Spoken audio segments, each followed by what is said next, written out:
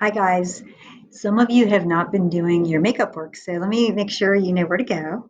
So if you click on your courses and you find language arts, whichever class you're in, you'll be clicking on my picture, and then you go to reading and writing assignments here, and you'll see that there are some makeup work before assignments before the ones that I have put in for this week. If you didn't submit question number one, the focus question number one, I still see a few kids who need to hit submit for that. So I can put a grade. It doesn't let me put the assigned grade until you do that. Okay. And then go back to your list of reading and writing assignments and due dates, and you'll see the handout 14A boxes and bullets chart and slides that I had to go with it from when I was teaching it with you. And you just go to this little arrow here and you go to the next slide and you can proceed through to see all of the things we did in a Pear Deck assignment in class.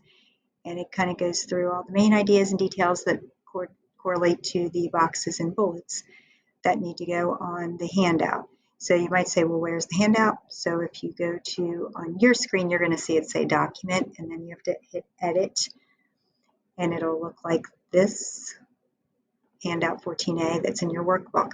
The workbook's really difficult though to write on because it's not very big, and this you can type, and then as you type it keeps getting the box bigger so you have as much room as you need to do your work. Okay, so those are all right there. And also it's on paper copy that I think I sent home with everyone. If you don't have a paper copy and you'd rather do it on paper, you are welcome to. Let's see, going back now at the top, if I was going to go back, I'd have to hit the Schoology tab again to submit that. And then I go into reading and writing assignments and due dates, and I could go down to, Module 2, Focus Question 2. That was due February 1st. And I still see some kids are in progress there. If you did it on paper, perfectly fine. But for those who did it online, make sure you hit submit, and then I can assign you a grade right there. And then I'll go back to reading and writing assignments and due dates here again. And you can see that we are now going to be doing the Story Mountain for Hatchet.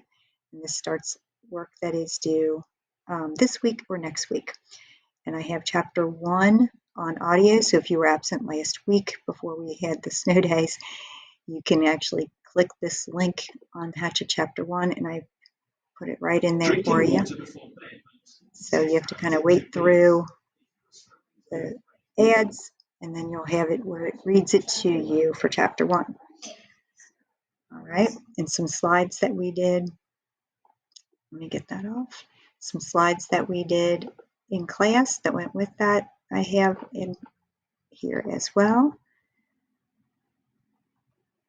So my slides, let me pull down to the slides. Hatchet, chapters 1 to 3, lesson slides. And I made it into a Kami so that it could be uploaded into Schoology. Just takes a minute to load.